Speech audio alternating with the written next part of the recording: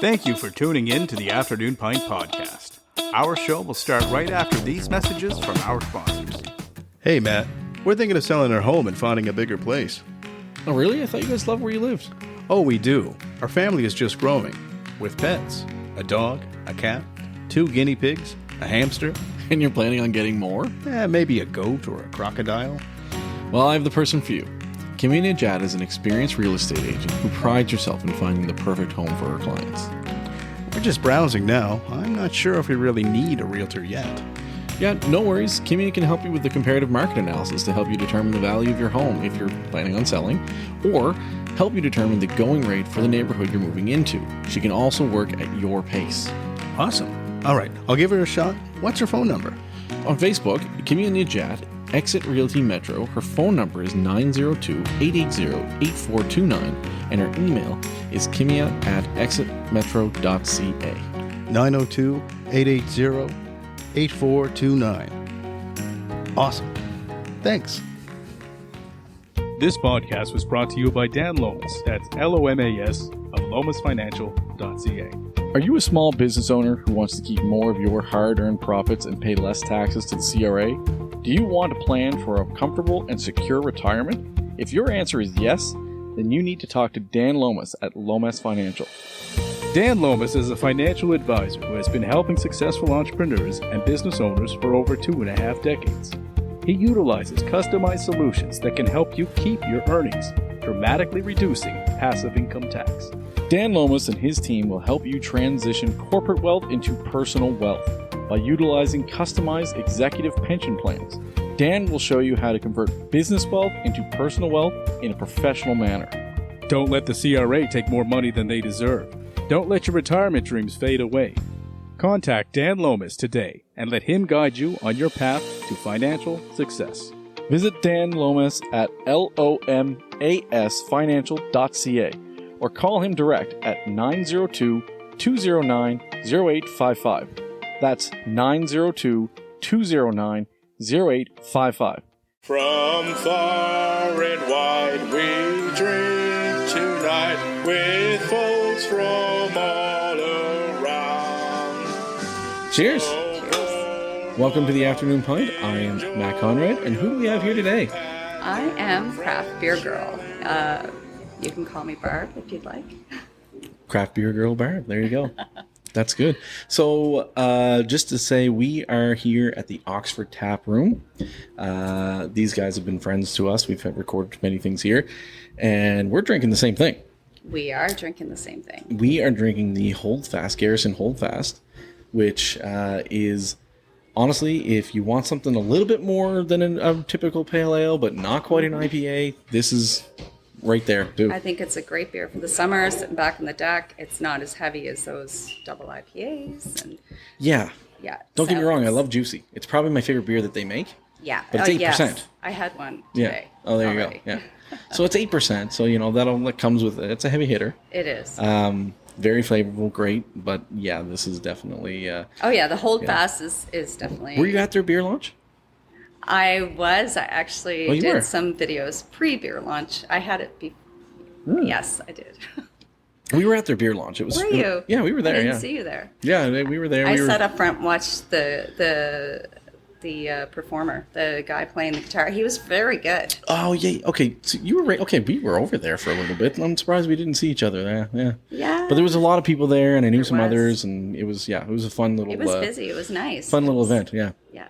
There was actually a buddy of mine who was one of our guests who was there. They brought him in because they wanted him to, like all of us, why we were all invited there to spread the word, right? Okay, who's that? His name's Chip, so he does the 3 Overs Daily. He does. Oh yes, I did see Chip there. Now I didn't know him then, but we have since followed each other on Instagram and stuff. There you And go. yeah, I do follow his. Has he asked you to do a pick? No, he hasn't. I'll tell him to reach out to you. He should. I will. I will know tell nothing him. about sports. That's so- exactly what he wants, though. It's exactly what he wants. He wants Perfect. people who know nothing to do picks. Well, then So, I'm your girl for that. perfect. Absolutely. So, Craft Beer Girl, you jumped on that title. You're our second guest in Drinking Across the Country. Yay. So you're our Nova Scotia representative. Yes. And you were telling me that you're new to the craft beer game. Yeah, I actually pulled up my file earlier. I happened upon it. And I had started a spreadsheet. And my very first craft brew was Breton Brewing, Black nice. Angus. Okay. And that was in February 2022. So that was your very first craft beer, because before then it was Corona and it was the Miller Draft. And so what made you like? What kind of made you ignore the rest of them, and all of a sudden it was like, boom, drink this? I didn't actually realize there was more out there. Oh, okay. I was pretty green. I mean, I drank wine, and then all of a sudden I have this Breton Black Angus, and I really thought, okay, this is good. I like this. I'm enjoying this. And so and I really didn't go to the liquor store a whole lot. So my husband would pick me up beer, and that's what he would get me because I liked it. Yeah. And I don't know what happened, but I think I just kind of thought, well, I wonder if I try something else. Yeah. And actually, it was New Scotland. And the kilted. And so that kind of got the ball rolling. But I literally drank Breton from February until I think May. And then from then on, I thought, okay, I am going to drink 100 craft beer, which I thought was impossible at the time. I'm thinking 100 beer, like that's crazy. There's no way there's 100 beer in Nova Scotia. That's different. Boy, was I wrong, really. I mean, Jesus. There's almost 100 brewers. Well, it's between brewers and distilleries. And I think there's it's like 94 or something. Like is brewers. There that many? It'd be brewers, distillers, and wineries. I think there's like 94, but it's like in the high 60s for actual brewers, I believe. Yeah, because you can. I mean, you talk about like the tap rooms or like a brew pub or different places like that. There's a lot of them around, I mean, just in the city, let alone across the province, right? Oh, absolutely. We do pretty good for a small province, I must say. We do pretty good. Like, God, we have great craft beer. We have great craft beer. And we were talking a little bit about this before. It's like the NSLC, unfortunately, doesn't promote it as much as they should or could. They don't, and that makes it so difficult for the breweries. I mean, as a regular Nova Scotian, and I'm classifying myself this way as a regular Nova Scotian woman. I don't really step out. I didn't step outside the box, and so you go into the liquor store and you I felt like what you see is what you get. I did not 100%. I really didn't realize, and I don't consider myself totally an oblivious kind of person, but I really didn't think there was more than what was there. If a brewery had a beer on the shelf at NSLC, that was their beer. Right. I didn't realize you go to the brewery, you have an array of different products, different brew styles. Yep. There's so much out there, and I find the NSLC is mostly IPAs. Yeah. And they have a few pales, but stouts. But I mean, there's a lot out there. That's so much not getting recognized. Yeah, and I know they do some seasonal stuff and all that, but I still feel like the craft beer wall has become dominantly the IPA wall, unfortunately. And I love IPAs. I love IPAs. Me too. Me too. We were talking about this. It's like the IPA has become like the red wine of of the craft beer world. It's like, oh, you don't drink IPAs yet? Like, oh, peasant, right? I know. Right? It's the same thing. Like people look down. People who drink red wine look down on people who only drink white wines. Like, you're not at my level yet. Like, I know. It's like no. That's not how it is. Or you have the opposite of people who you say, oh, well, I'm drinking craft beer, and they're like, ew, gross. Like, I don't like the hoppiness, and I don't like this. Right. It's like, you do realize there's pales, there's stouts, there's porters, there's cream ales, cream ales, there's brown, there's there's so many reds, there's everything. Right? I like everything as long as it's fairly well made, and there's a difference, right? Like, there's some breweries out there that they make some really good beers, and or like I can think if there's a couple breweries where I'm like, and they're well known breweries, and I was like, man, you know what, they have 2-3 really great beers. Yeah.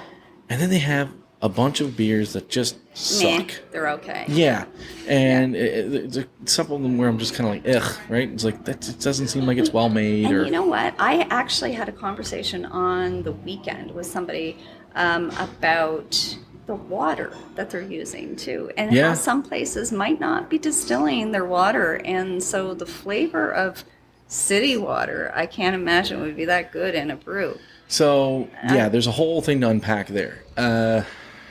You don't want to distill anything for beer, because if you distill things, you're removing minerals from it. So actual distilled water is terrible for beer. It'll make a very, very flat, gross So tasting then beer. how does the chlorine and that So chlorine type of naturally thing... evaporates. Okay. And that's what you have to kind of do. That's why they generally store the vats and stuff like that. There's ways of getting it out. But You're totally schooling me right now. That's okay. It will evaporate and stuff, right? But you want, that's what... So I'll give you a great example is Newfoundland has a brewery called Kitty Bitty. Yes. And they make a beer, Iceberg, out of ice. Out of ice. I've heard a lot about that beer. So they have icebergs and stuff. You'd love it because you mentioned you like blue bottles, and you know what? It's blue in blue bottles with white labels. You'd love it. I'd definitely try it. It is a very, very clean, crisp beer because it tastes like you're drinking glacier water. So what style is it? It's honestly like a Canadian Pilsner type of like that really, really clean, crisp beer. It's a great beer for someone who wants that really crisp, clean beer, like the mass-produced beer, but support something local and have just a little bit different of a taste kind of thing. But you can kind of taste that it's icy. You know if something gets if it tastes icy, you can taste the ice on it. Yeah. If you eat ice, if you take an icicle. Yes. And you eat it. It has a taste, right? Did you take them from the roof of your house when you were Of course. Yeah, everybody did. Yeah. Me too. Chomped on them, whatever. Get them sharp, poked at people. Right? Yeah. But you can taste that in the beer, right? So there's a lot of a lot of places when it comes to their beer quality, it's the basis of everything. So yes, in breweries here, what they have to do because of they have to sometimes add salts. They have to add alkaline things. They have to play with it when they're using city water. Right. Versus some other places in rural areas, well water and things like that. So anything in Cape Breton kind of thing, they're using right. They'll be using well water. Right. It's actually way better to make a beer. Spring water. Or spring water, yeah. Right. It's way better to make a beer from that because you want those natural minerals in there. Right. That makes sense. So that so they test the pH water of the levels and the pH levels of the water. So then you got to wonder if there's been some places that hasn't done so well because of that, though. Maybe, right? Yeah, maybe it's possible. I mean, but then again, it's also preference. I mean, what I think is a great beer, you might actually think is a shitty beer. Right? No, that's true. There's definitely a personal taste involved. I think there's still a consistency of what's good and what's quality and things like that. But in the end, if you despise something, you still can appreciate the bad, and that's how I feel about it. I feel like there's so many different, oh my God, I think people had thought, oh well, you like craft beer, then you must be on the IPA bandwagon. Yeah. I had somebody say that recently, and are you this type of person? And it's like, no, I actually do. It took me a while to adjust to different styles, and I find that if I have the other night, for instance, I had an IPA, and after I got home, and then I had a bourbon imperial stout. Mm-hmm. So, and it was delicious. It was Quebec. It was gifted to me by a friend, and I mean, the first drink, of course, was like, holy shit, right? Yep. But I said, this is just going to take a couple of drinks, and it was amazing. But it takes a minute to kind of wrap your head around, well, this isn't an IPA, this isn't a Pilsner, this isn't whatever I'm drinking, right? Yeah, there's so many different styles, right? What's your favorite? My favorite style? What's your favorite style? Oh, I don't think I have That's one. a hard question, I don't think I have one, okay, honestly. Good, because I'm not alone. You don't, that's I was going to ask you. I do love IPAs. I like the hoppiness. I love IPAs, too. I really like it. And hazy and juicy and yum. Bang. Right. Exactly what I like. Yeah. You know, if you give me like a New England IPA or a hazy IPA, I love those. I like But you can unfiltered drink beers. them for days. Oh, Literally unfiltered? 'Cause Well, the brewery unfiltered, yes, love them. yes. But also just unfiltered Right. beers. I'll give you an I get example. it. Is a popular beer from Toronto is Steam Whistle, right? Okay. And they're a huge brewery. They do one style of beer. One beer. What? That's it. They make one style of beer. Here's our Steam Whistle beer. Boom, take it or leave it, whatever. So is it just one actual beer though, or is it like Yeah. different variations of? One beer. Oh my god! One SKU. That's it. So that's what they Is it good? It's okay. It's okay. Like, it's fine, right? If you like that, like, light, again, it's that light and, like, kind of more mass produced, but it's Okay. right downtown Toronto, right across from the Rogers Centre. It's it's called Steam Whistle. It's in the old train station type of thing. So it probably attracts tourists, and it probably It does. It's very well. touristy. They do Okay, the beer yeah. tours and all that stuff and everything. So, Yeah. and like, they give the keychains away and all this other stuff. Now, I went on the tour one time years ago, and I was like, yeah, Steam Whistle's fine. I'll drink it and everything. Mm-hmm.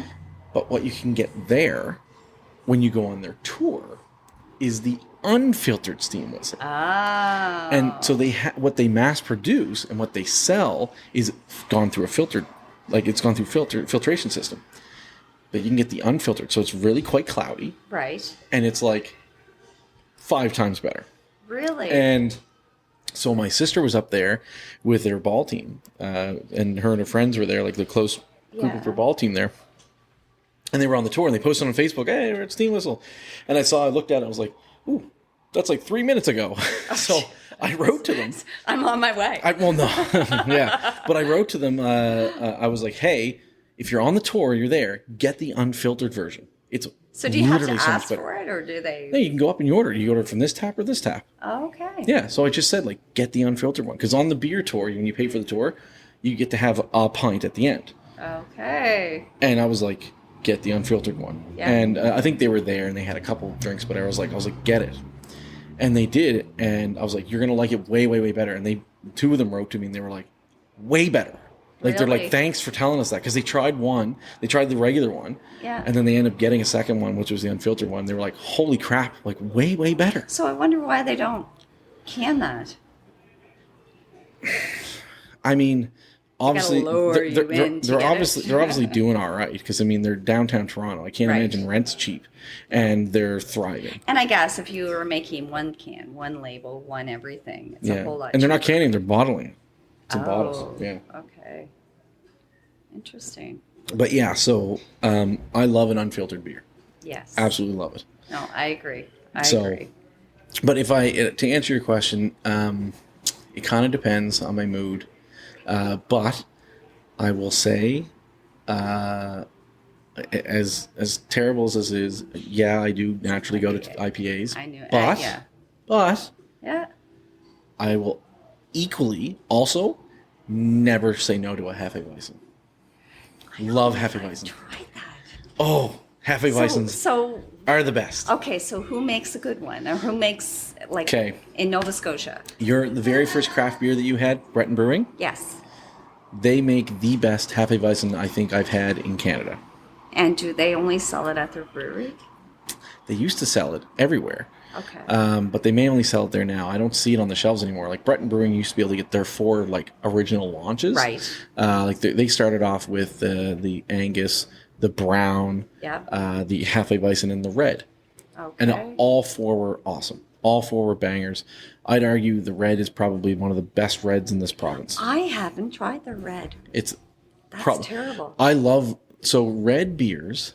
So here I am saying, like, IPAs are my the IPAs and Hefeweizens are probably my favorite. It's hard, though. But reds? It's hard. I am super critical of reds. Like, it's the Really? one I'm the most critical on. Have you had the Gahan one? So Gahan used to be one of my favorite reds in the Atlantic. Okay. But this was like a decade ago, and they obviously don't have the same brewer, and it varies if you like.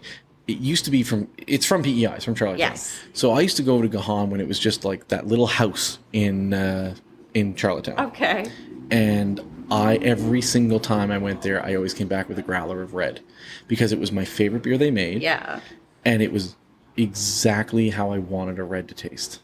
It was consistent too, right? Consistent. It was so great. And like my cousin, I brought it back, and I'd be like, "Hey, this like red is really good," and he got on the bandwagon. See, the thing about a red is you don't want it to be too hoppy. No. You want a nice malty flavor. You want a good complex like mix of like darker and caramel hop or grains. Yeah. There's a certain flavor I'm looking for, and sometimes when I have a red, it's just not.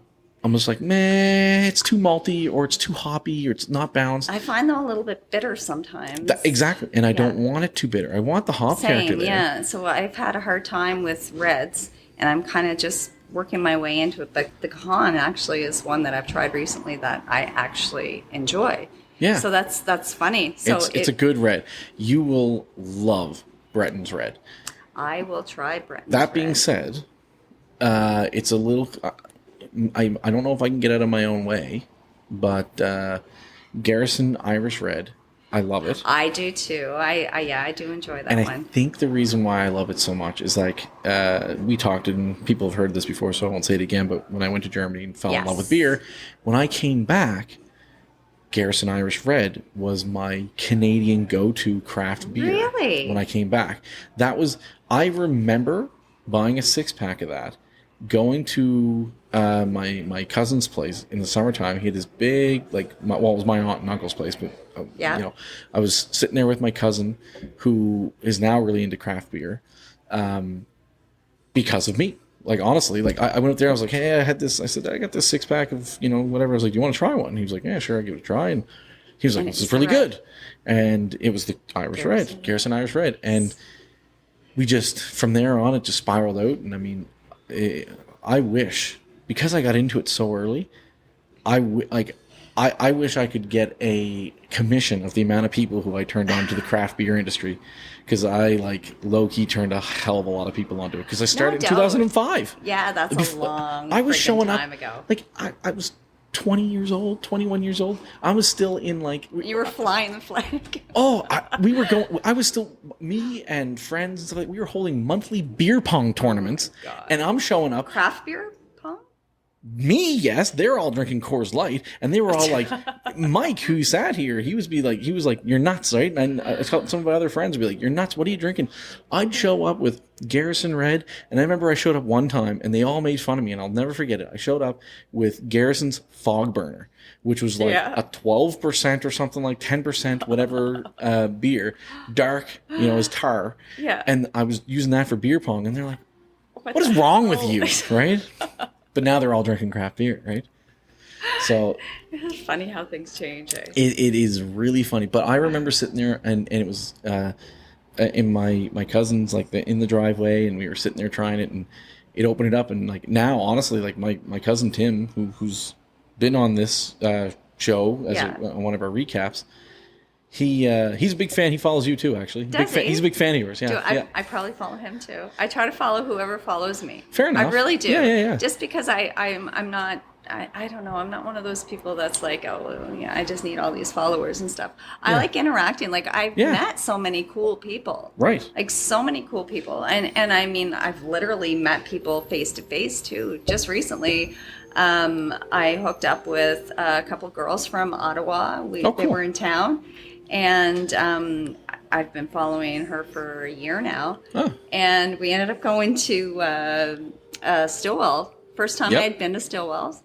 And Stillwell's awesome. It is a really cool spot. Yeah. Really cool spot. I will like any place that has a hand pump. Oh my gosh. Did you know, have you been to Arcade Brewing? They have a hand pump. Yeah. So Arcade Brewing I used to work for those guys. Okay. And I grew up with the Haynes brothers. Yeah. I grew up with their youngest brother. He's my age. I went to school with him. Yeah. So I know them very well. I just found their beers are good, but they are very much focused on British style beers. They like their British beers. So I did go there probably about a month ago. They're finally canning too. Well, coincidentally, the day that I went there, they had no cans. Oh. So he had to put it in a bottle, and I thought it was super cool though that it was hand pumping in it. Yeah. But I didn't get to drink the whole thing because I typically even though I'm a craft beer girl, I don't drink. I'm not an alcoholic, right? Fair, yeah. Right? Yeah, no, well, of course. I just love craft beer. That's all. Yeah, I'm the same way. I mean, I think some people would probably think that I drink a lot of beer, but I mean, I don't feel like I do, because I mean, I know people who, you know, they'll plop their 12-pack and go through it on a weekend. Yeah. And I mean, I might drink 6 beer a week. Right. Maybe. That's right? exactly. Yeah. Sometimes 4 to 6 beer. And that's what I had a guy ask me, actually my friend Marty, who's on Instagram, he was on Big Brother too. So he had, so he said, how many beer do you drink? And I said, 4 to 6 a week. Yeah, I'm probably like, around that. Yeah, that's what they all say, right? No, but I am probably around that. Like, because I too. mean, realistically, like, it's, you know, there's Monday to Friday, and I mean, there's times, well, especially now. If you're busy in the evening and well, you're busy, right? but I mean, like, yeah, you get busy. I mean, we do this, like, so like Mike and I we'll have a beer on when we record, obviously. Yeah.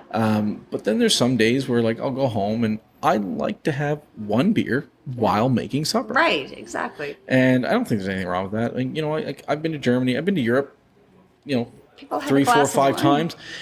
Like, they drink. It's a part of their thing. Like, you know, I had when I was 20 over there, and I had a beer with an on-duty firefighter. Like, that's just the difference how they view things, right? We look at, like, alcohol so negatively, right? And I mean, I get people have problems, and Yes. those people should not drink. No, absolutely. But I don't have a problem. It's not, yeah. And It doesn't it's not control my about- life. Right. It's a passion. And it's not about the alcohol per se. It's about the craft. 100%. And that's- Right? Well, I cut you off about your cousin no, Tim. but that's fine. It doesn't matter. He's not that important. Yeah, I'm sure he is. he's important to me, but not to anybody else. No, but honestly, like and because we were talking about like how much I like hot sauces. So anyone who knows me really well knows that like I love beer and hot sauces. I don't know what I like more. I probably on average always have about 20 different hot sauces on hand in my What about house. the spicy beers? What do you think of those? I'll drink them. I love them. Oh yeah. Did you try the Garrison has a new one? Yeah, they have like they have that spicy? jalapeno. I I haven't can had that try one it. yet. So I haven't had that one, but have they a used good to make robot. the good. I've had the good robot one. That one's not that spicy. It's not spicy. It threw me off because of the flavor was like jalapeno, but it wasn't spicy. It just tastes like jalapeno. Yeah. Garrison back in the day, like back when like way back, they used to put it in bottles. They had a jalapeno beer, or as my cousin Tim would say, jalapeno. Of course. And it was awesome. It was truly spicy. Like Really? honestly, you would. I mean. You When I needed say- a beer to wash when it I, down? When I say spicy, I mean like jalapenos aren't spicy to me. Uh-huh. But it was spicy for the fact that you're burns my drinking a mouth. cold like beverage, right? Right. But I would say that if you had like a sore throat, you probably wouldn't want to drink it Okay. because it would burn. Yeah, but it had some decent heat and Yeah. tasted fantastic. So I'm interested in try that new Garrison one because I hope they bring it back every once in a while. Yeah. And the last time they did it, it wasn't as spicy as before. And I get it. It's probably most people don't want to drink that. Well, I had asked them about it the other day, but they don't have it. They didn't have it on tap. I was down at Seaport. Okay. And so you had to get the can. And I Yeah. I just wanted to try it before Fair I enough. commit it, right? Fair enough. I No, mean, I'll give it a try because I hope it's back to being how it used to be originally. wonder if When it they- was spicy. do they sell cans here? I don't think so. Damn it. Because I would definitely take one. Yeah. Try it at home, for sure. Oh yeah. We can ask down there, but I don't think so. But yeah. Maybe we could buy one and share it here now.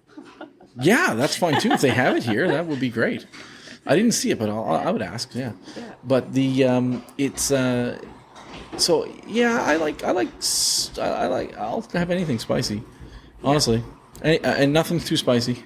So the hot sauces, because I think Church Brewing are they the only ones that really make the hot sauces? Because they make hot sauce, right? Church makes hot sauces? I don't think. Do they? Maybe I didn't not. know that. Maybe no. Maybe I'm totally out of my realm. Maybe with they hot might. sauces. I don't know. I feel like If they do, it's feel probably like great. I've seen. Maybe I'm wrong. I don't think, like, as far as I'm concerned, Church doesn't do anything wrong. No, you're right. It's- Beautiful spot. I just finally made it there back probably 2 months ago. Oh, it's It's amazing. Like I was like walking in and it was heavenly. Yeah, it's literally, if anyone who's listening doesn't know what church is, it is honestly it is an old Anglican church, stone church, and it's fantastic. Yeah, It's got they these turned it into a stained glass brewery. windows. Oh, that, yeah. Like I found it strange. Like on my video that I was taking, it actually had a glint. Yeah. That was like when I was taking the video. It's like almost like a, what do they call it? Like an orb or something. Yeah, yeah. Like it's kind of neat. It was kind of neat. We Anyways. when we first time we went in there, or well, I shouldn't say the first time I went in there. First time I took my parents there, my father went in and genuflected and blessed himself. Oh God! I was like, oh jeez. I was just kind of like, you know what? Like honestly, with many churches closing, every brewery should just buy a church and Why not? yeah. Brewery churches, like if they're going to close, they should turn them either into breweries or homeless shelters. Home.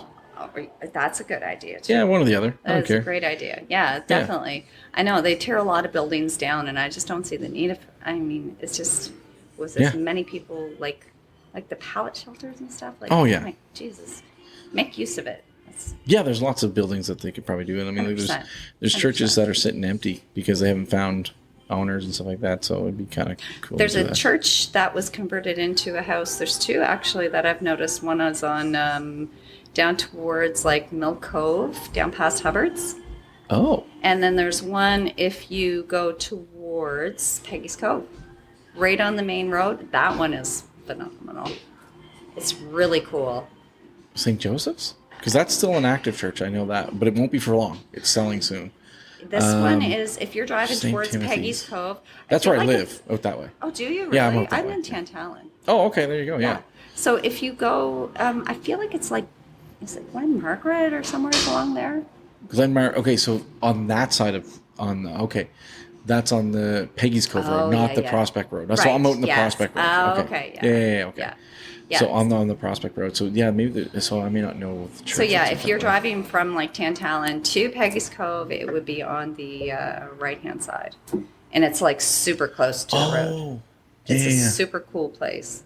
It's really cool. I'd love to see inside, but anyways, I'm not about to go knocking at their door. Fair enough. I'll come with craft beer and say, "Hey, let me in." So yeah, exactly.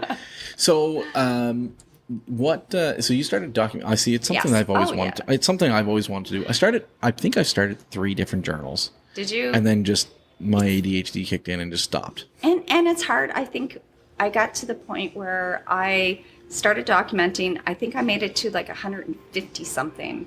And I have the dates, I have the ABVs, I have everything written down, the brewer, Yeah, I the used to do words. that. And then I stopped, but that was like April last year. And like I said, my big journey was to hit 100 brews. Yeah. But it wasn't just, it became like New Brunswick and PEI and Quebec, wherever they were coming from. Muskoka had once in a while, you would get them at NSLC. Yep. But I didn't even, at that point, I didn't even go to West Side because I didn't even really realize they existed. I do remember my 100th beer was Route 19. Okay. Yeah. Which, I don't think they exist anymore. oh, no. I don't think. See, I go to Pleasant Bay every year, and they were there last year. Really? So Oh, I hadn't seen them on the list, actually, now that you mention that. So sucks. I think I don't know for sure. I haven't seen them around in a while. But And they're I know, not on the craft breweries. Yeah, I think list. it's up for sale. Because I think either the owner or the head brewer took a heart attack. Oh, no. And I think he passed away. I don't want to speak out of turn. No. He either had a heart attack and then decided to call it quits, or he may have passed away. I don't know. But so honestly, I've loved Route 19 because Yeah, they were great. Their New England IPA was really good. Yep. But what I loved about them is, we go up to, my wife and I and family and all that, we go up to Cape Breton at least once a year. Yeah. And they have a great location right there around the water, right? Yeah. And Where at in Cape Breton do you go?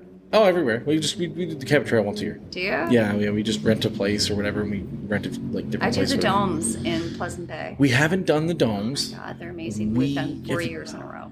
They look amazing. Honestly, we should try them. But like, my wife is really into camping and hiking, and I wasn't really as much before, but I do enjoy camping. Yeah. I don't like hiking, but I Have do you it. done the Meat Cove? I haven't personally done the Meat Cove hike, but I know when We've been to Meat Cove. Have you? Several times. We didn't do like the full-on hike, but we've hiked to like the peak, which is not that long. Okay. My wife has hiked from, like basically like Pleasant Bay area. Like, so there's the monastery, like the little Buddhist monastery that's there. Yes, I read about that So that's year. Pollett's Cove. Okay. Pollett's Cove, I think. She's hiked from that to the end of to where Pollett's Cove is. Is that like that? It's like something silly, like 16 kilometers or something. Maybe it's there 6. and back. I think it's 8 kilometers there and 8 kilometers back. Okay. But at the end of it, there's wild horses. That is the place somebody just told me about recently. So my wife did that, and you have to camp inside this like wooden, like they create these barriers of like sticks and stones and all this stuff, so that the horses don't get in there because they're wild. They will eat anything. No, they'll eat anything. They ate a pack of my wife's beef jerky. So they're like carnivores. Kind of thing, right? Okay. So they'll eat your tent and stuff like that. Well, I guess. I mean, what else do they have to eat? Exactly. They'll just eat whatever they can get, right? Jesus. Yeah. So she did that, and it was beautiful, and like I was a little jealous. I hate hiking, but I'll do it. But she went with a friend. And I mean, in that respect, I feel like I'm all about it's not about the destination, it's the journey. But I feel like it would be the destination in that, because I feel like it would be. Is it close to the water there? You camp right on the water. Oh Jesus! No, it's right on the water. water. That would be amazing. That Yeah. Love that. And there's like nothing. You're like in the middle of the wild, like next to like the highlands that go to Meat Cove, kind of thing, right? Oh my gosh. Yeah, we've done a few hikes in Cape Breton. Like we've hiked Mount Franey. We did the Cozumel Trail. That's like my favorite. I don't think I've ever even heard of it. It's a little off the beaten track. It's okay. In the north. So like if you're going up and like you would go to like Bay St. Lawrence, and you can go left to Meat Cove, or you can go right, and there's like you can go up this dirt road. Okay. And is that where that there's a beach there? What the heck is that? Not this one, but there is a beach. There's a really cool beach if you get over to. I think it's called like White Point or something like that. Like White Point, like down in the South Shore, but this is a different White Point. Obviously, it's in Cape Breton. Yeah. That beach is really nice, and you can see the Cozumel Trail from the beach. Okay. But the Cozumel Trail looks very similar to the Skyline Trail. Yes. But nobody's there. Really? And you walk, you can go in, there's this like little spot. You have to kind of like know where the trail is. And but you go it's not in. a part of the Cabot Trail per se. It's off the Cabot Trail. Okay. Yeah, you have to go north, right? And so you walk in. It's not even a really long walk. It might be like a half an hour in. Okay. And then you get in, and you're, no joke, walking. I'll show you pictures afterwards. Yes. You're walking on like the peak of a mountain that goes narrowly out. And we've had lunch, like we've had a picnic there, and you're staring on one side, there's mountain range, and the other side, it's the ocean. How long does it take to walk in there? You drive up, because it's a long way to drive up. I gotta get the address from you. You drive up, and then it's only like a half an hour in. Oh my god! But it's not that it's a challenging hike or anything. No. It's just insanely beautiful. Oh yes. And I want to go there. Like we've done it. I think 3 times now. And once it was foggy, so that was not so fun because you didn't get to see anything. But the 2 other times we were there, we brought a lunch and a picnic and sat there. And you can bring a beer. Bring a beer and just sit there. And Exactly. Just stand and you can literally just sit down and you're like staring into the ocean, and it's honestly amazing. Oh yeah, I want to get that address for sure. The Cozumel Trail. A lot of people don't know about it, but it's honestly one of the best. Because I mean, you can do the Skyline. It's nice, but it's like we've done it. I mean, you do it once, and then what do you do? It's not that different from that, except for the fact that there's nobody there. You will probably be there alone. Wow. Yeah. It is beautiful. I won't take away from the Skyline Trail, but one of my favorite things to do when we go to Pleasant Bay is if you drive down near the wharf, there is or around the wharf, I guess, there is an actual beach, a dirt road, and there's like a church up on the hill. And you can walk down to this beach and there's nobody there. So we take a charcuterie board and some beer, and some paint, and we sit there and we paint rocks. And paint rocks. Oh, we okay. paint rocks and we have fun. It's just me and my friend that go there every year. It's like a little girls' trip. Cool. And but it's amazing, and there's nobody there. I mean, not a soul, and it's just peaceful. We watch the sunset there. Like, you cannot get a better sunset than you can in Pleasant Bay. I mean, it's over the water. It's beautiful. But anyways. Cape Breton's just amazing. Like I talked about it before on a previous podcast where, like, the Glenora Distillery just transported me to a different world. Like, I love it there. Been. It's so good. Like, you sit in there, it looks like something from Europe. Like the structure. It's a distillery, right? Yeah. It was Canada's first single malt distillery. Really? And they fought to get the name Glen because Scotland literally sued them, saying that you can't be called Glen anything because you're not Scotland. Right. And they were like, bitch, Nova Scotia means New Scotland. Right, exactly, yeah.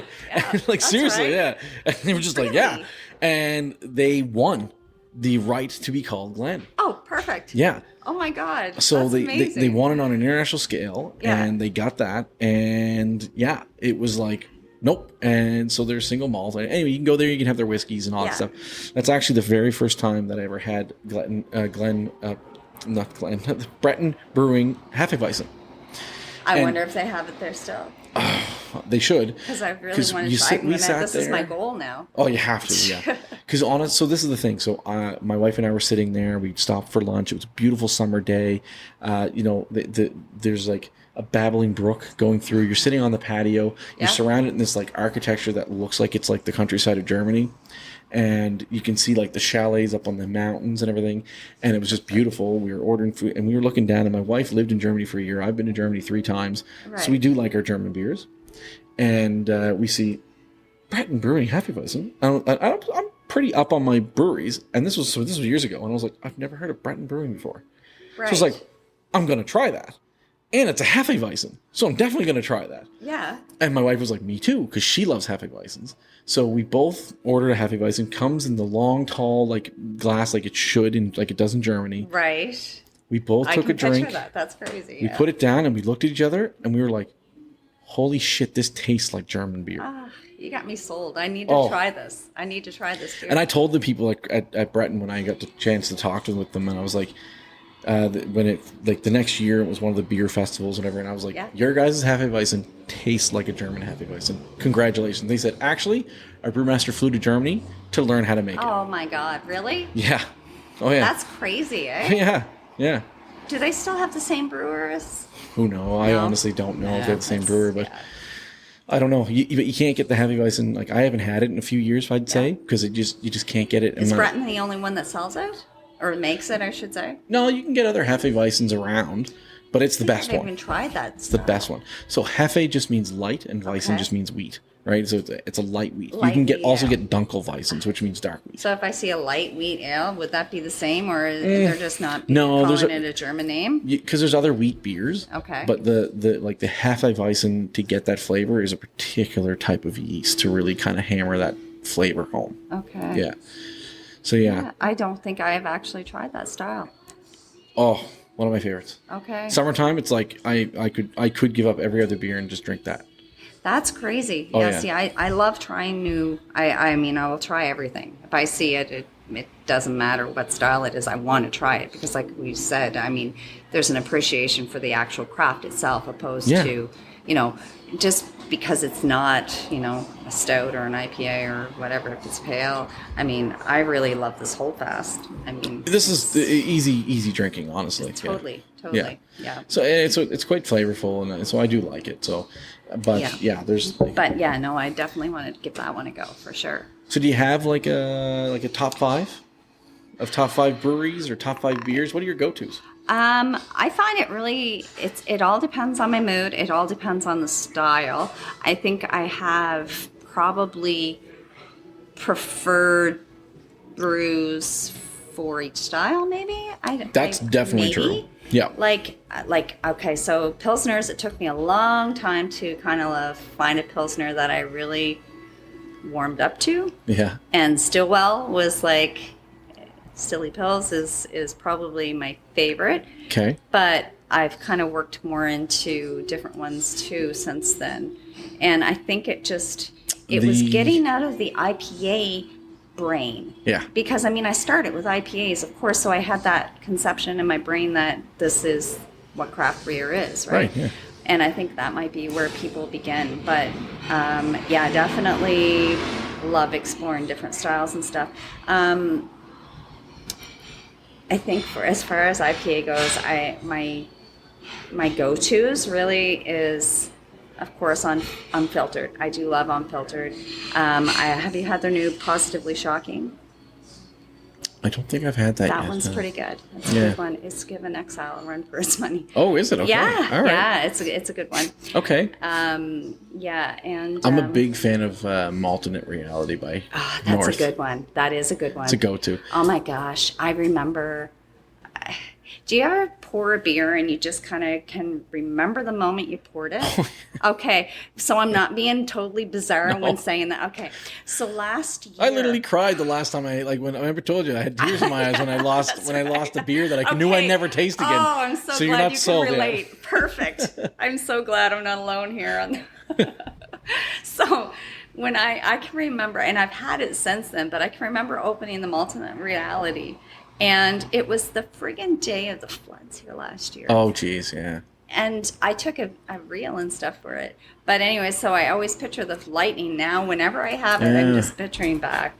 But the alternate reality is really good. I mean, right now, at least for this province, Alternate Reality is in there. Juicy for Garrison's in there for me.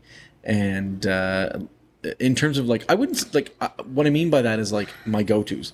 See, those are available the NSLC and everywhere, so it's tough. If you in order to get north, you have to go to north, right? Yes. So in terms of the ones that I just grab right quick, Propeller Galaxy. It's a go-to of mine often. Yeah. Alternate Reality and Juicy. Those are my three IPAs that what I'm do you think of good. About Two Crows? I see. I like Two Crows. The Space World is probably my favorite from there. Yeah, you know what I like about Two Crows is they're experimenting a lot, and I think there's a space for that. They're doing lots of different flavors and with the beers and everything. Good Lord, did you try the Feral Fox? Yes. Yeah. It made the inside of my mouth pucker. And I like sours. You know what? It gave me a whole new appreciation. I actually that's probably my favorite sour. So if you haven't, so there's a big difference between sours and lambics. Now, I don't know if you've ever had a chance of trying a lambic, but the difference is honestly the difference between champagne and sparkling wine. Okay. Lambics are Okay, so what's an example of one? So a lambic, you can only get a lambic really from Belgium. Okay. Really. Reason being is so basically what they do is they open the vats and they let the natural yeast in the air ferment it. It's an infection. It's an infection in the beer, and it turns it sour. Right. Because it's infected. But the crazy awesome thing about beer is there is no known pathogens that can survive the fermentation process. Right. So you can take water with E. coli in it and ferment it to beer.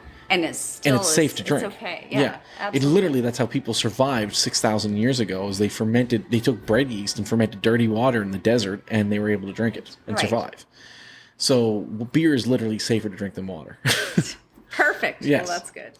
But so lambics, they just let the natural yeast to infect it, and it turns sour. And so what they do is here they use malt or other resources maybe a tartaric acid or something like that in order to turn beer sour.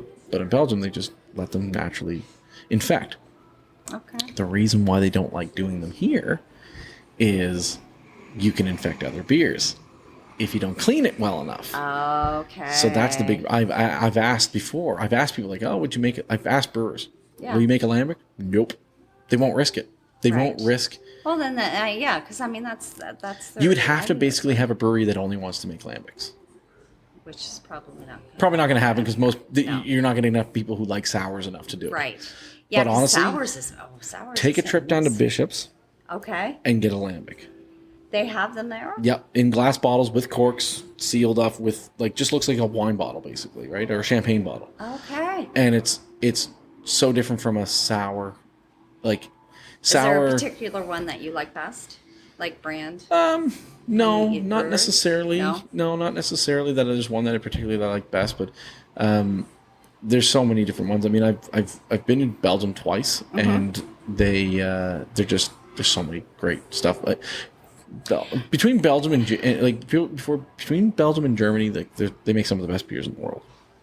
And I feel like that's where I'm still stepping into, right? Yeah. I mean, I want to try everything. Like I said, I want to try everything. I think I've tried so many in Nova Scotia and New Brunswick, and I mean, I'm trying in Quebec and Ontario. Quebec is definitely the best in the country. Oh my gosh. That beer that I was just telling you, the Imperial Stout that I had the other night, was amazing. It was just... If I could give you a a trip that you should definitely do this summer, if you want to like really get a good like handle on some Quebec beers, you don't even have to go that far. In the Gaspésie Peninsula, Yes. one of my favorite breweries is Le Naufrageur. Okay. It's a beautiful brewery right on the water in Carleton-sur-Mer, and they the last time I went there was 2 years ago, and I try to get there every couple of years. First time I went was like, I don't know, 2013 or 2012 or something like that, maybe 2012 probably. Okay. Went up there, and they have like Naufrageur. It's like all like nautical themed, whatever. So they had a big compass. Was their Okay, like their logo. yeah, well, not their logo, but their flight boards. You could get little like 4 ounce, and there was 8 of them, like northeast, southwest, and then northeast, southwest, whatever, right? And there was 8 of them, so they made 8 different types of beer, and they gave it to you on this little like compass type of thing, right? That was the very first time I ever went there. The last time I went there, I said I want to try one of everything you have on tap. They had to bring them out 2. What? So they made 16. They have 16 at this beers. One brewery? At this 16 beers on tap at this one brewery. Jesus. Then I went to the store that's attached to it, and I was like, I'm going to take some home. I went. I was like, hey, I'll take one of everything, like 1 can of each, or whatever. And they were like, are you sure? And I was like, oh yeah. okay, well, how many do you have? And they're like, 33. Holy Jesus. 33. How big is this place? I mean, it's a decent size, but it's not like huge, right? But they have a lot of like small ones that they make and Does everything. NSLC even sell 33 No. craft beer? Well, yeah, seriously. No. They have 30. So I'll tell you, there's a couple things that I really like. They have some really great beers. There's a beer that I had there. They have a red stout. What? Bright red stout. Tastes like a stout. Pours like a stout. And it is like cherry red. Really? So it doesn't have the red brew features. It just is red? It's Is literally that... just cherry red. Okay. Like what? Bright, not like black cherry. Yeah. Bright red. That was interesting. But there's another beer that I really liked that some people would probably kind of like, turn your nose up to. They have a strawberry beer there. Yeah. That is so good. It's limited release every year, and I used to try to arrange to be there to get that and buy like at least a 6-pack, maybe 12 of them, so I could bring them home and pace them out. It's essentially like a white beer. Okay. But it's 8%. Okay. With strawberry. And the cool thing is just like a half an hour up the road, there's a strawberry vineyard. And the strawberry vineyard makes like a port style strawberry wine, a regular strawberry wine, and like a champagne style, like a sparkling wine, whatever. Right. And any of the excess strawberries that they have after they make their batch, this brewery buys. Okay. And they put it and they make this strawberry beer. But so like I like said, a lager or like a blonde? Or no, it's an ale. like, It's an ale. It's like a white ale. Yep. But it's like 8-9% depending, whatever. So it can be. I've seen it's anywhere from 7 to 9. That's a high ale. It is, but the crazy thing about it is like it has a fruit base to it. Like it has fruity taste. Is it sour? No. It's insanely good because it's not your typical like, oh, that's really fruity, because it has so much alcohol content to it. Yeah. It was so good. But this honestly, this place makes 33 different types. On the regular, it's 16. Honestly, it's a must do. It's a must go.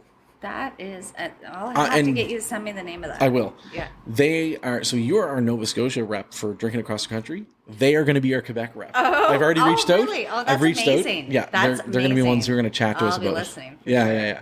Oh So my they're pretty God. cool. But that's definitely like a Quebec, and they're not that far. Like honestly, I think it's like 6.5, 7 hours to get to Carleton-sur-Mer from here. And like I said, I travel to New Brunswick with my son who does dirt biking and Yeah. hare scrambles, and I think we have one up near Fredericton, I think. Anyway, so Yeah. it can't be that far from there. Is it? No, it's far from there. You don't. Where you want to go is you want to head towards Campbellton. Oh, Bathurst, Campbellton. okay. So it's across other the water side. from Okay. Campbellton. It's honestly, it's when you hit Campbellton, it's about another half an hour from there. But honestly, it's beautiful. It's right on the water. It's absolutely gorgeous, and the beers are then fantastic. That would be a good place to visit then, for sure. Yeah, it's definitely like there's some We good have stuff any there. places up that way. I was trying to think Campbellton. I have a friend of mine who her parents are up that way, so that would be a nice little visit. Honestly, it's worth just making a trip out of it. It really is. Perfect. Yeah. Send me that address. Or I send will. me Yeah, that I'll send. brewery. I'll send it to you. Yeah. Yeah. Like honestly, follow them on Instagram. Like they post stuff all the time, and like you'll see it. You if you see one picture of the front of it, I've gotta you'll be like, have- "Holy crap, it's awesome!" I'm honestly, I do beer swaps. Yeah. There's got to be somebody on Instagram that I follow and follows me or something that it's got to be from the area and can like help a girl out at least. If Seriously, you know, yeah, right? yeah, I'm glad to hook somebody up with some Halifax brews. exactly. Nova yeah. Scotia brews. I say Halifax brews, but I mean straight across. Yeah. There's so many good ones, right? Yeah, Yeah. it's yeah, it is. This experimenting and this touring around, like I wish I kept up on that. At this point, I'm in the thousands for the amount of different beers that I've had, I wish I had. and I wish I would have kept up on it. Well, I mean, you started. You said in 2005. Yeah. Okay, so yeah, you've got like a lot of years on me, right? It's kind of And I weird to know- think that next year it'll be 20 years of me years. drinking craft beer, and I just realized this as we're talking right now. Isn't that crazy, eh? Yes. I mean, Holy smokes. I'm thinking about how many different beers I have tried over the past 2 years. So I can't even comprehend what you have tried in 20 years. That's insane. You should have kept a journal. I should have. I You regret really it. should have. Could have published that. That would have been pretty cool. Oh my God. Yeah. Yeah. Oh, well. Probably worth a few bucks. And you know what? Like, it's not. And people say, "Well, I'll start up again." I'm like, "No, I can't do that now." Oh, it's too hard. Way It's too hard. And I feel like I'm at the point now where I mean, in the beginning I was wanting to document it and it was really cool. And I'd still love to. But when I sat down to have a beer, especially if it's a new brew, I want to enjoy it. And I'm Yeah. not thinking about writing things down and how much the alcohol content is. Right. Right. You know, I read the can and whatever, but I'm usually just sitting back enjoying it. And yeah, I wish I could document it. I document it on Instagram. Yeah, exactly. I got a little in my way. I think in my own way for a little bit there, because I got a little too technical for a little bit. Yeah, I've scaled back and just kind of like with the different like content and no. I got too technical just drinking beer. Like it got to the point where like I think I've scaled way back and like I've loosened up a little bit on it because at So one were you point really in time, critical or like I was yeah? very much. I was at a point in my life where if I drank a beer, if I read a style and I drank a beer, the first thought in my mind was not, do I like this? It was, is this what I was expecting to taste? Yeah. And You kind of got to drop the. I mean, with the craft beers, you've kind of got to drop the expectation. And that's what I mean. I find when I pour something and I can see it and I smell it, and you kind of see the way it comes out of the can, and you hear other reviews, you kind of have an expectation of it. But I try not to do that anymore because I feel like a lot of the beers exceed what I'm expecting, anyways. But sometimes I have my hopes up. really high because somebody else is perception, right? That's true, too. It's not for everybody. Have you heard of Horton Ridge? Have you been to Horton Ridge? Yeah, that's a great spot. That is the Horton. Here's a who. Here's a brew. Here's a brew. It's a great spot. You know what? It's not a spot I go to very often, only because. Been there once only. Well, and honestly, I've probably only been there 3 times. The one when it was very early on, I think they had 3 beers when I first went there or whatever. But the problem is it's out in the valley, and I do love the valley, but like I'm at a point where it's like I think I need a DD because you have to stop yourself, right? Yeah. Because they have so many good wineries out there.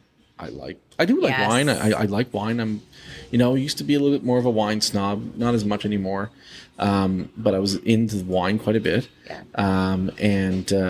Then but then they also have like lots of great beers out there, right? So you go out and Church is out there, obviously. You have Seaport, which I love, right? Sea level.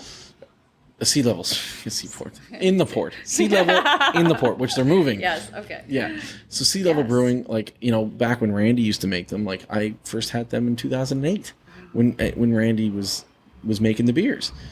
He also used to make the beers for Rudders down in Yarmouth, right? And he's just fully retired now, but like their Rojo Red was really great. Like the bitter was really great. Like, anyway. Yeah, I've had a few of I've had the porter. Their porter is good. Yeah, they have a good porter too. Even their seasonal blueberry is fantastic beer, right? The problem is you go to the valley and it's like I want to go to all the places you could drink, and it's like, I mean, I could, you just can't drive. Like No. if I had someone to drive, I could drink the valley probably dry if someone was willing to drive me. That's true. Or, yeah. Which I think that can be kind of a fun thing. I think that'd be kind of a fun project to do. We're doing our beer launch. I think that could be a fun little thing to do, is like rent a bus and take people on a beer tour. Why don't they have beer tours? They have wine tours. I know. I would much rather do a beer tour. Me too. Maybe we should organize that. Yeah, maybe we should. Maybe that's our side hustle. I don't want right to drive the bus, but I don't want to drive it either. either. I have no problem talking about beer. Yeah. And arranging those things, Yeah. and doing that stuff, and then we can have the brewers talk about it, Because but have someone else drive. Yeah. Oh, that's it. We have to work. Okay, I'll definitely come on that trip. Yeah, that could multiple be times. That'd be Yeah. fun. Yeah. So we should definitely do that. Yeah. Here we are giving our ideas away. Yes. Okay. Well, you know what? You can sign up. We'll send you the address. There you go. But it's so there's so many places out there, so it's hard to get to see and do all of them. And like you're gonna, when you get to the valley, you're gonna go to the one that you kind of favor more. And the Church's food is just so. Oh good. my God. The port is too, though. And the people, yeah. And there's Wayfair. I'm not even like talking. Wayfair just changed. Yes. They just changed hands, like changed ownership, which I think is probably a good thing because, I've had their beers recently at the craft beer festival, and they taste better because whoever was really like originally in there, and the owners that were originally in there, like I went there and I tried them and I was just kind of like, they're okay. Yeah. They weren't bad. They weren't. I didn't drink them and be like, ugh. Yeah. But I was like, every beer I had there was like, forgettable. So I don't think I've tried anything outside of. I feel like I picked up some at West Side, maybe. Yeah, I think they carry a can or two there. Yeah. But I don't think I've tried anything actually. So they're in Annapolis, are they? They're right next to the Port Pub, literally next door. Okay. Yeah. Okay. Fantastic patio, because it's right on the river. I know exactly where they're at. I can picture it now. So they're really good, really good spot. And when we had their beers just recently, they have a new brewmaster, new owner, and everything seemed to be a little bit better. Okay. So we're excited. We're going to probably try to get out there soon and have a chat with them. Is the bus going to make it down there? That has to be a part of the bus. There has to be. So yeah, it's. So I was just thinking earlier. What was the brewery? I feel like it's disappeared. Was it Roofhound? Oh yeah, Roofhound. Yeah, Roofhound. That's further down in the valley. Are they still around? I believe so. I don't think I think I've had something from them not that long ago. Yeah, they have the bottles. I thought I did, but I haven't heard much of them in a while. So. Yeah, I mean they're not one of the bigger ones, right? It's the same thing. You know what I was actually asking about this week? I was talking to someone from Berwick. Yeah. And I was like, does Bad Apple Brewery still exist? Oh my God. Right? Yeah. And they essentially were like, sometimes. Sometimes. So apparently, yeah, like he's was never really carried in the NSLC and stuff like that. And basically, like, I guess he just brews whenever. And it's like really only the locals that know when he has beer on the go. And you can go there and it's debit only or cash only. And you can buy beers there, I guess. So, but you can go right there. You have to go there. He has a big black barn. The last time I was there, but it's been 2 years, I think, since I've been there. And I went there and bought stuff there maybe 2.5 years ago or something like that. See, I don't think I've even tried. I have heard of it. Yeah. But I haven't actually tried any other beer, I don't think. That may be a goal. I should be keeping notes here. Well, we'll have this. We're recording everything. Yeah, exactly. I'll have to play it over Go back and listen to it, yeah. You realize how much you hate your own voice, because that's what I do. Oh my God. I have no doubt about that. No. So what do you want to achieve with your Instagram? Honestly, I really, like I said, the people that I've met. I mentioned that I have met some people from Ottawa just last week. You know, it was super cool. I went out with my friend Shannon, she does food reviews. She's the booty foodie. Okay. And I met her through Instagram also. What was that name again? The booty foodie? The booty foodie. So okay, I'm gonna have to follow her. I don't think I follow her, so I have to figure this out. Where does this come from? I think her boyfriend came up with the name, which is awesome. Okay. The booty foodie. All right. So we'd have to ask him, but her name's Shannon. So we actually went out to the Seaport last weekend, and Buddy's Deli was down there, had subs. We had a brew and a sub. And Tony's a good guy. I know Tony. I play football with Tony. Did you? Yeah. Oh my gosh, his wife is super sweet. Yes. So we chatted for a while. I can't remember her name. Lindsay. Yeah. I told her I was going to add her. I'm going to add you on Instagram. Yeah. Okay. So we went there, but when I was on my way there, I wasn't 100% solid that it was Seaport that it was at. So I went to look on their stories on Instagram, and I noticed that one of the girls from Montreal that I follow, and I've followed for a while, was in town. Okay. And so I messaged her, and I was like, I'd love to get together and get a brew. And so we actually met up at Salty's. Okay. Yep. And we went to Propeller, we went to Unfiltered, but it's really cool because she is co-founder of the Beer Babes family.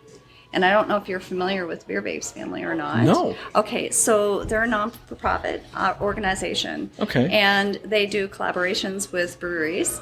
And I would love to have somebody in Nova Scotia do a collaboration with them. Yeah. And they take part of the proceeds from the beer goes towards a grant to assist women in brewing. Oh, cool. I know. And actually, it's pretty crazy because a few weeks ago I was reading up on Granite Brewing, which, of course, no longer exists here. But you can get the beer at Henry House. Yes. Which I have to do too. That's on my list. But they have the brewery in Toronto. Yes. And Mary, who is the daughter of the original owner, so they actually got the grant last year. So their first grant too. So anyways, I did meet up. Long story short, I like to talk. We met up. We had a beer, and so it was super cool to have met her. I would never have met her if it wasn't for Instagram, right? Right. I love introducing people, I guess, and I mean, of course, I'm trying to be a little bit of humor too, and just to everything that Nova Scotia has to offer. Yeah. And I mean, beyond there too, I'm still exploring. I'm trying to get the word out there, and there's so many people who, like we said earlier, have the misconception that IPAs are craft beer and that's it. There's so much in Nova Scotia, and there's so many little breweries that still have so much to offer that I feel like, if I can put a post out there and kind of give a boost to, people to give it a try, then, I'm all for that.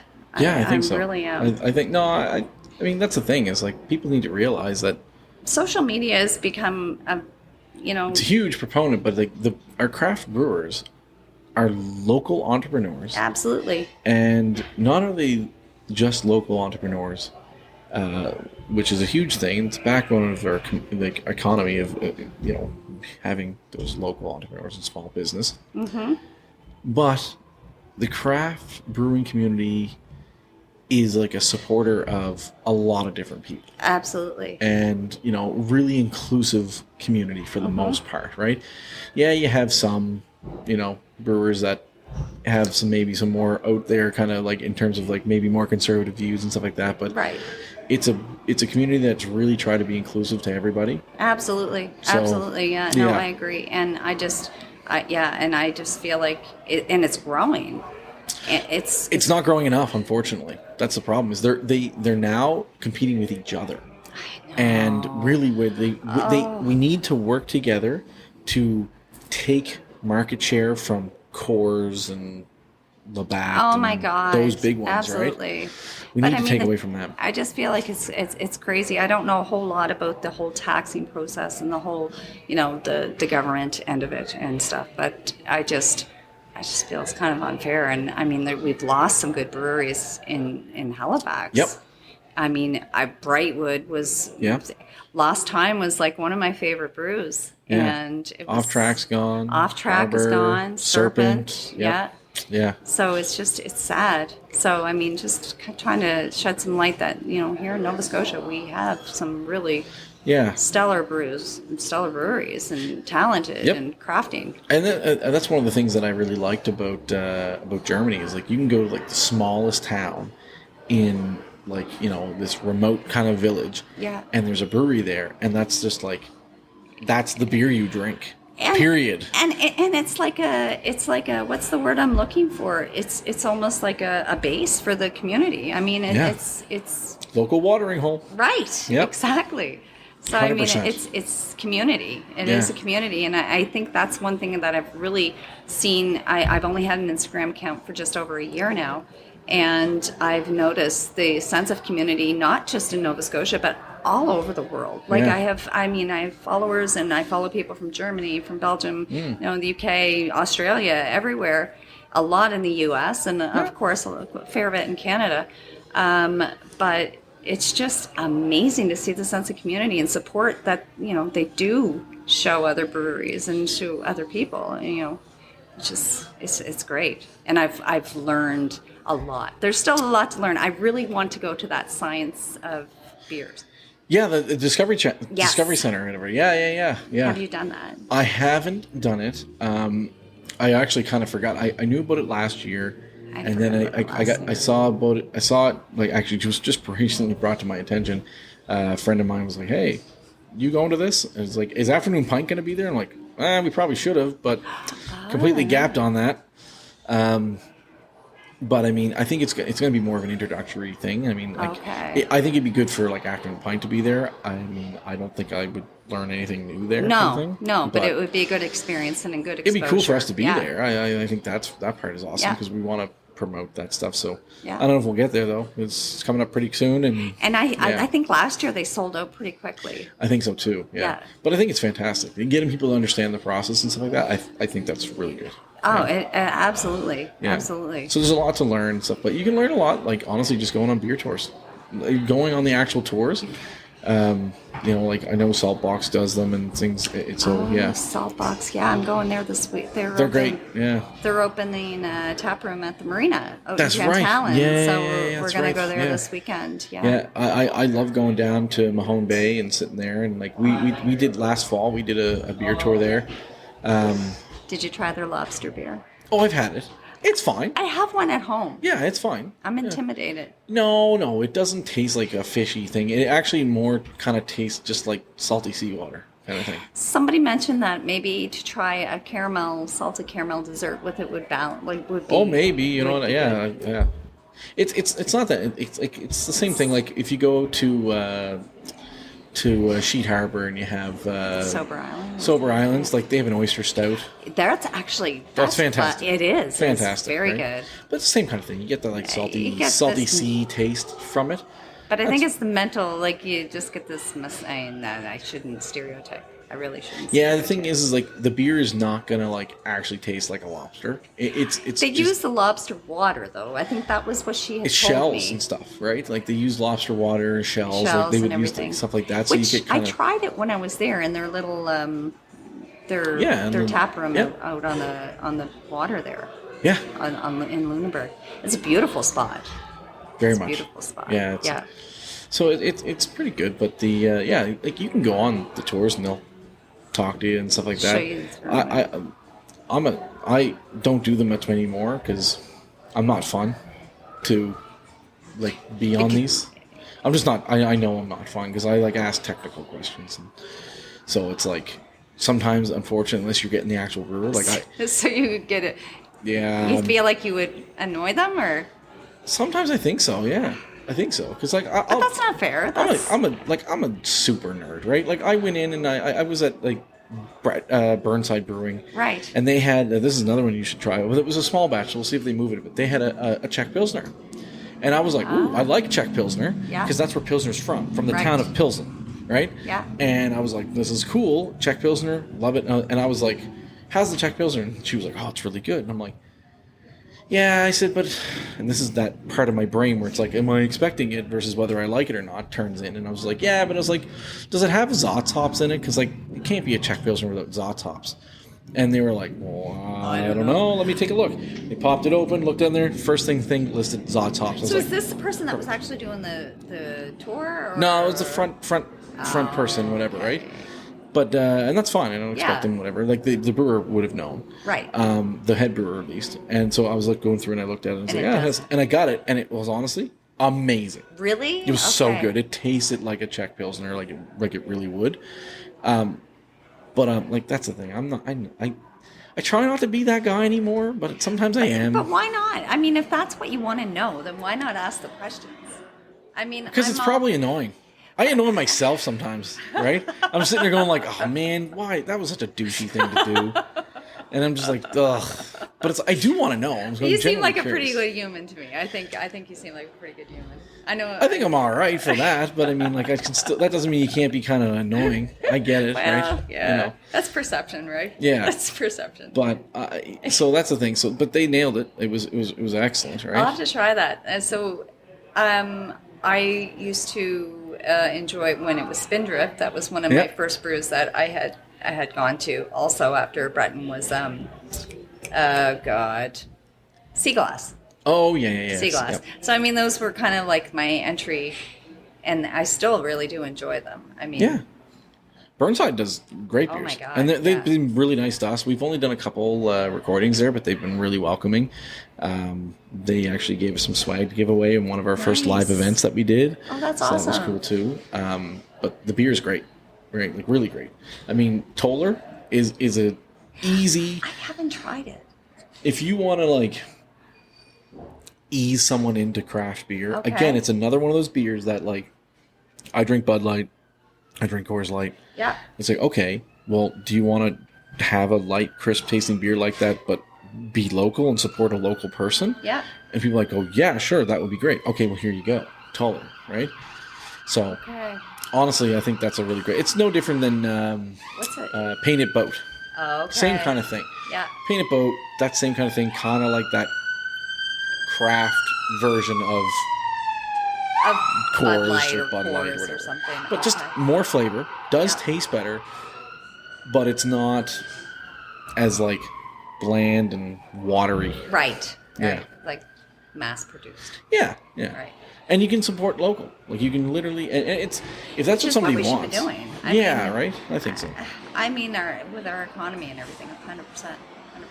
Well, it's that old saying of like it's the mom and pop shops that are supporting your kids playing hockey, not Walmart. No, that's right. It's the same thing. Like you're not getting a whole like. And it's a lot of family. Like I feel like it's always like a family will take over, especially if it's like it's been in the family for generation or years. I mean, maybe not with the craft brews and stuff, but at least it's through the family. Like people take up over the businesses from the parents and whatnot, right? Yeah. No, that's true. Yeah. But you're right. Yeah, absolutely. No, so yeah, I'll have to try Fuller too.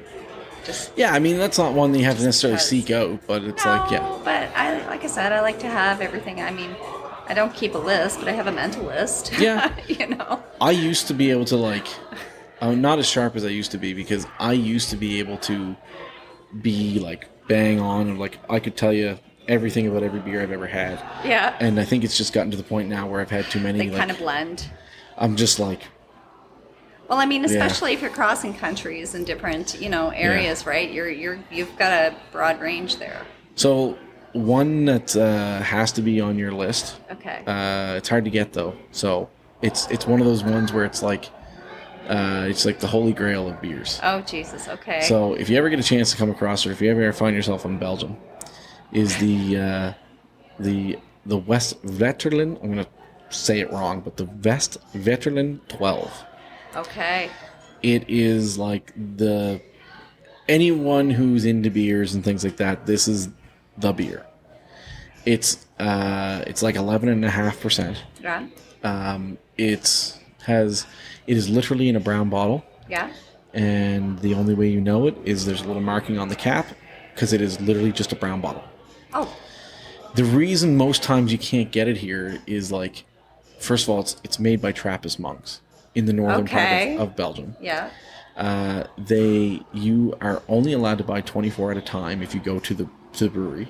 They limit what you can buy, so you can only buy 24 at a time every 24 hours. So that's why you can't mass produce it. You can't just go like, I'll take 1,000, please. They use that as a way of supplementing their, like, how they live. Right. But because it's Trappist, so Trappist, how it works is it's a third and a third and a third. So a third goes to them. Yeah. That's how they pay for things. That's how they buy their food and all this. That's how they sustain themselves. The other third has to go to distribution, because they do have to obviously get it out and Okay, sell yeah. and whatever, right? Absolutely. And the other third, the profit, goes to charity. They are not allowed to make it's a part of their Because mantra. they're monks, yeah. Because they're monks and everything. Yeah. So they're not allowed to make a profit. So anything above and beyond the cost for them to live and their distribution costs gets donated to charity. Wow. So pretty much every Trappist brewery does this across the world. Yeah. But this one particularly is like, it's the best. The 12, because they have others, Yeah. right? But the 12. Okay, Packs a punch. I'm gonna have a list. I'll have an ongoing list for my Yeah. world travels when that happens. I was very fortunate back in 2011. We used to have a really great private liquor store called Premier here. And it was a private liquor store down off Spring Garden Road, and it was the best. Really? The best selection. So You they could had get- a lot of import. You could get local beers. You could get imports from around the world. You could get, like, beers from Oregon. Like, Rogue beer from Oregon was amazing. Like, it's so many good So what selections. happened to them? They got sold, and they became Rockhead, Okay. and it just wasn't the same. Okay. Because the owners are the same, right? Of Rockhead and Westside, I think. And Harvest. And Well, Harvest. okay, technically, but didn't yes. think So of Harvest. you're not allowed. It's owned by the same family, Okay. but it's under, each one is owned under different, because you can't be a monopoly to compete with the NSLC, but they all carry the same product because it's all owned by the same family. Just one's like dad, one's son, one's daughter. Okay, I right? understand. Yeah. So that's kind of like how the technicality works, whatever. Because that's what I was so excited when I heard about Rockhead, because I was like, oh, I've never been there, and Yeah. I was like, no. Rockhead, it's the same. Westside, Harvest, they all carry the same stuff. Okay, so anyways, back to But place. this place is like the mecca. It's so much flavor in it. But in 2011, Yeah. they were carrying 4 packs. Was 4 packs or 6 packs? Six packs, and with glasses in them that had like the etched in, like, in gold, like the 12 on it and everything. And they were $100 Okay. for this 6-pack of beer. Did you get it? I got 2. So I had 2 glasses.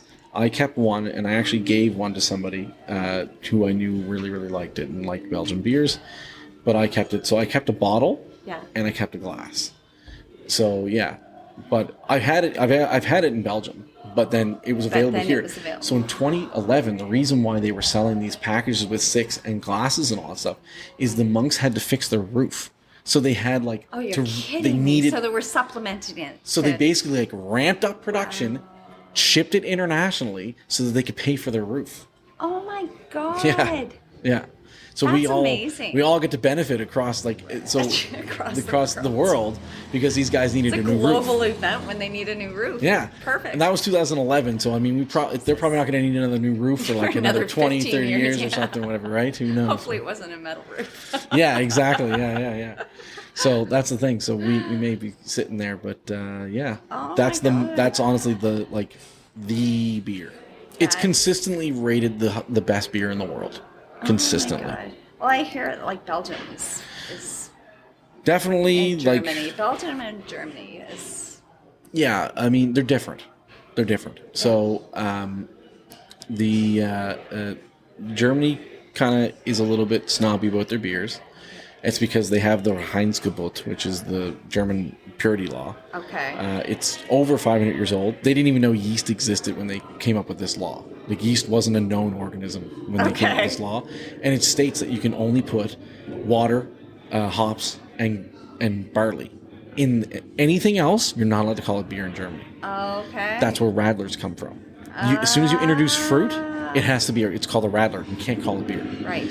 And obviously yeast got added to that because yeast is a natural occurring thing that they didn't know existed back then. Right. So they're very like regimented. Surprise, surprise, the Germans are very regimented about their beers. Yeah. Very regimented. And they give out awards and stuff like that. And they don't Germans don't give a lot of beer awards out to outside of German Right. beer breweries, right? Right. That being said, there's a brewery in Bruges, which is probably my favorite town I've ever been to in Europe. And there's a brewery in there called The Half Man. And it's like hundreds of year old brewery. And they make some of the best like beers I love. Everything, their Belgian Blonde's amazing. They make a quadruple, which is so great.